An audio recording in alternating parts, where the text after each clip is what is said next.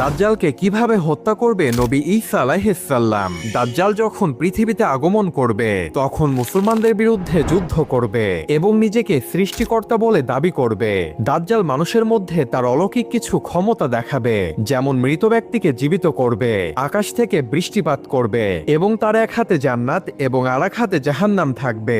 এর ফলে মানুষ বিভ্রান্ত হয়ে পড়বে এবং তাদের ঈমান হারিয়ে ফেলবে। আর যখনই এমন ভয়ঙ্কর ফিতনা তৈরি হবে তখনই নবী ঈসা আলাইহিস সালাম আকাশ থেকে দুই ফেরেশতার কাঁধে ভর করে পৃথিবীতে নেমে আসবে।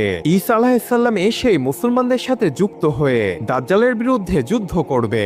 দাজ্জাল যখন দেখতে পাবে ঈসা আলাইহিস সালাম পৃথিবীতে নেমে এসেছে তখন দাজ্জাল ভয় পেয়ে ফিলিস্তিনের লুত শহরে পালিয়ে যাবে এবং ঈসা আলাইহিস সালাম সেই শহরে গিয়েই দাজ্জালকে নিজের হাতে হত্যা করবে।